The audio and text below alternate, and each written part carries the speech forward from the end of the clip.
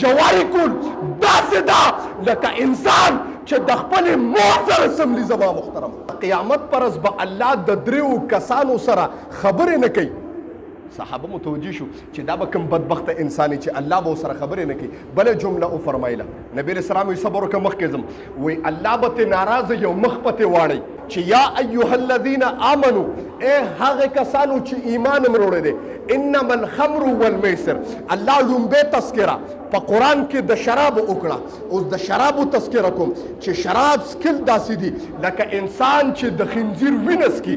شراب سکل داسې دي ځکه نبی علیه السلام مبارک جمله وفرمیله چې الخمر جماع الاثم. شراب داسې بده ګناه ده داسې بد لعنت دی دا داسې بده پلیتي ده چې ته شراب وڅکې ستا په عقل باندې پرده راله بیا ته په خور او مور کې تمیز نشې کولی. ستا عقل باندې پرده راله ته به بیا په خپلې خور او مور باندې سورېږي. شراب دې وڅکل ته بیا تمیز د خور او د ښځې په مابین کې نشې کولی. تا شراب وڅکل ته بیا د پلار د سپینګي تمیز نشي کولی. شراب داسې پلیتي ده.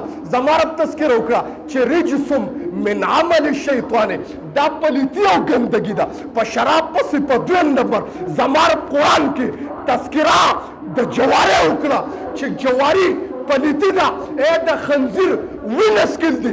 نمبر دو جواري کول داسې ده لکه انسان چې د خپلې مور سره سملي. زما محترم اوس تاسو وګورئ لعنت ویم په داسې ځایونو کسانو باندې په دا هوټلو کې جواری کېږي زمونږ په دا اډه کې چا راته اواز وکړي بېګا زمونږ یو خاص ملګری دی ما ته کاري صاحب دلته په دا هوټل کې جواری کېږي مې په دا هوټل کې سکاک و خوراک کول حرام دی ہے په دې کې خوراک کول حرام دی ګېډې ته حرام اچھا چې پکې جواری کېږي د ما محترم ما ته چاوي پلان کې څه کوه کې جواری کېږي په کرکټو باندې مې دغلته کېناستل داسې دي لکه سړی چې مور ته نږدې کېږي د ما محترم.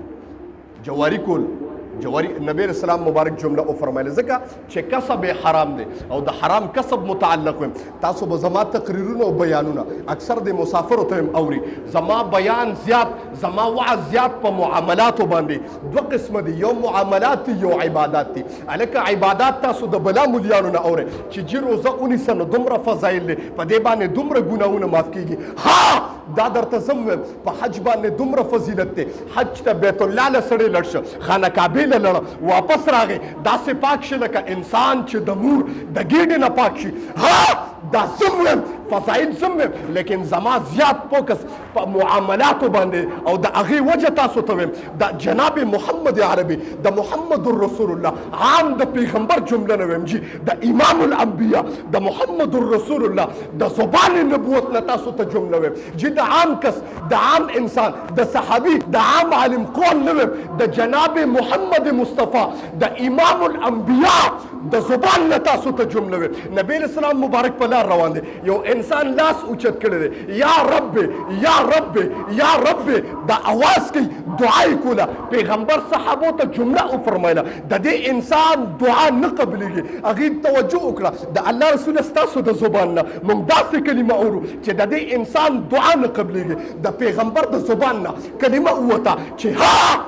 نه قبلېږي تر قیامت د سبا پورې نه قبلېږي. صحابو تپوس وکړو د الله رسوله څه عمل داسې دی چې نه قبلېږي. د پیغمبر د طرف نه جمله راغله چې ملبسه حرام کپړې یې د حرام دي مشربه حرام د دسکات د حرام دی ماکله حرام خوراک د حرام دی او د کم انسان په ګېډه کې چې یوه نوړی د حرامو پرته ده د پیغمبر د زبان نه د زبان نبوت نه جمله ووته چې د ده څلوېښت ورځې عبادات نه قبلېږي. زما محترمو اوس ته وګوره که نه که یوه نوړی دی په ګېډه کې پرته وایه تاسو ته یم څلوېښت ورځې جومات ته مه راځئ جومات خالي کوم جومات ته به نه راځئ ځکه مونږ نه قبلېږي. روژه مه نیسئ روژه دې نه قبلېږي. هلکه کوم عبادات په مختص وکړه چې دې دا ستا نه قبلېږي ولې په ګېډه کې د حرام پراته دي. محترمو تاسو ته پته ده زه خو منځونه ډېر کوم زه خو حجونه ډیر کوم، زه خو تلاوتونه هم کوم، زه خو الله الله هم کوم،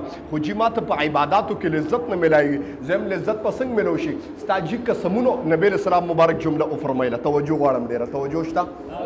اواز نه راځي، توجه شته؟ نبی رسول الله مبارک جمله وفرمایله چې په دنیا کې درې کسان او صحابو ته وایي، ښه صحابو ته پیغمبر ناسي وایي صحابو توجه غواړم، وایي تاسو توجه شئ چې د قیامت پر ورځ به الله د دریو کسانو سره خبرې نه کوي. صحابه متوجه شو چې دا به کوم بدبخته انسان چې الله به سره خبرې نه کوي. بله جمله وفرمایله نبی رسول الله صبر وکړه مخکې ځم، وایي الله به ترې ناراضه یو مخ به ترې واړی. الله رسوله خبره کوه دا څوک دي؟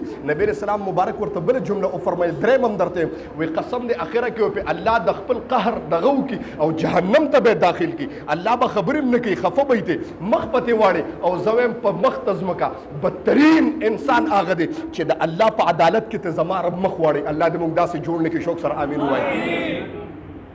موږ په دنیا کې تاسو ته یو خبره کوم چې موږ د انسان نه مخ واړو د هغه زړه څونه دردېږي، او بیا چې د قیامت پر ورځ د الله نه ما سوا د بل چا زمونږ بله ټکانه نشته جي. فقط زمونږ سترګې د قیامت پر ورځ به فقط یو ذات دی چې هغه د الله ذات دی. تمام ځکه ستا به وسیله دغه ټایم کې بچینی، اولاد به د منډې وي یوم یفر المرء من اخیه و امه و ابیه. الله وی اولاد به درنه منډې وي، ته به اولاد پسې منډې وي چې بچی ما خو ستا دپاره حرام کړي. ابوی پلاره نه دې پیژنم. ته به ښځې پسې منډې وي چې ښځې که تا څه نیکۍ کړي ما ستا دپاره ځان مړ کړی. ښځه به وایي نه دې پیژنم. مور او پلار پسې به آخره کې ورسي، مور او پلار به د انکار وکړي نه دې پیژنم بچیه ستا خپل عمل دی زموږ خپل عمل. رور ته به ودرېږي، رور به دې وایي روریا نه دې پیژنم. بس تاو د الله معامله د الله په کټګرۍ کې فقط الله ته دې سترګې شي او زما رب ته نه مخ واړې. نو څه دی خیال دی زما محترم؟ بل چاره نشته. نو پیغمبر جمله وفرمایله چې په دنیا کې ګویا درې کسان داسې دي چې الله تبارک وتعالی به د قیامت پر ورځ باندې مخ واړي. نمبر 1 هغه انسان دی چې تکبر کوونکی دی، خپل ځان اوچت حسابوونکی دی چې ګنې زه یم او بل نشته، زه یم او بل نشته. الله به د قیامت پر ورځ مخ واړي. نمبر 2 هغه انسان چې احسان جتلاوي، چا سره احسان وکړو نیکي په باندې ثباتي. نبی رسول الله وفرمایل من افسده، چا سره نیکي وکړو ویز باطله ختم کړه. چا سره احسان وکړو او دنیا کې په اوس باطل زما رب ته مخ واړي. نمبر 3 هغه انسان نه به زما رب مخ اړي د قیامت پر چې هغه په خپل مال باندې د دروغ او طلاقونو قسمونه خوري. زما محترم اوس تاسو وګورئ کنه په خپل مال باندې جی پردي باندې نه یادوم، ستا خپل مال یادوم او په خپل مال باندې قسم دی چې جی دا داسې دی قدې په ما به جی طلاق درې طلاق به ساتم. تاسو ته طلاق به ساتم چې ډیر پکې جوش کې لړ شي کنه وی طلاق به ساتم خپل خزه زما په خپل مال باندې. نو پیغمبر جمله وفرمایله چې زما رب ته د قیامت پر ورځ باندې مخ واړي او الله دې معافي وکړي تاسو ته د هغې وبال وي که ستا مال د حرامو او ستا مال د جواریو په دنیا کې تا جواري کوله، ستا مال د حرامو، نو ګویا چې د هغې وبال به تا ته په دنیا کې اوځي. د ټولو نه مخکې به ستا اولاد دنګان او بې غیرته شي. اولادو چې ستا مال د حلالو دا نه منم چې ستا اولاد ستا نافرماني وکړي.